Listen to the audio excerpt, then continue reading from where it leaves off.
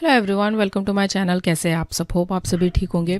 तो आज अभी हम देखेंगे एमीटर के बारे में। ठीक है, इसके पहले मैंने एक गैल्वेनोमीटर का वीडियो डाला है, आप उसे देखिए। उसके बाद जो है आप देखिए ये एमीटर का। ठीक है, तो एमीटर का काम क्या होता है? गैल्वेनोमीटर में हमने क्या देखा था कि वो मेजर करता है कि करंट का प्रेजेंस है या नहीं, मतलब कि करंट है या फिर नहीं। एमीटर का काम क्या होगा?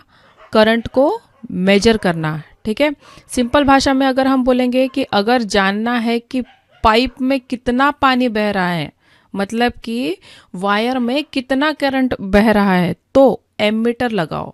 ठीक है, ये सीधा एम्पियर में जवाब देगा।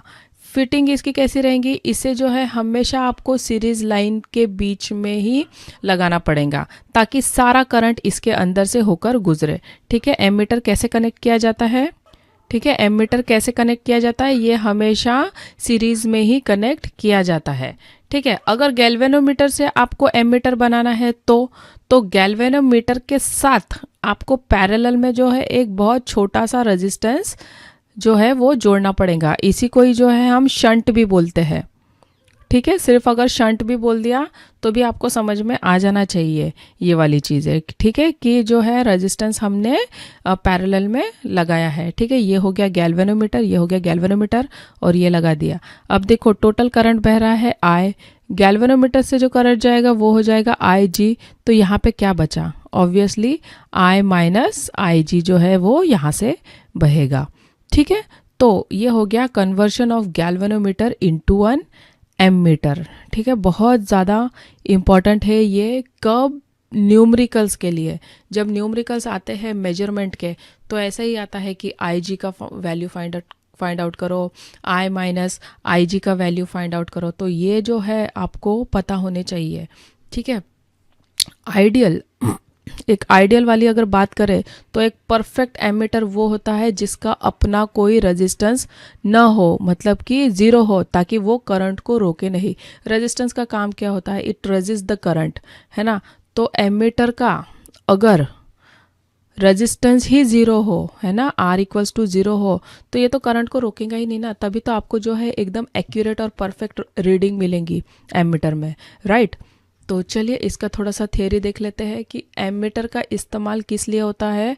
सर्किट में करंट की वैल्यू मेजर करने के लिए। गैल्वेनोमीटर का होता है क्या कि प्रेजेंस ऑफ करंट के लिए, बट एमीटर क्या करता है? सर्किट में करंट की वैल्यू को ये मेजर करता है।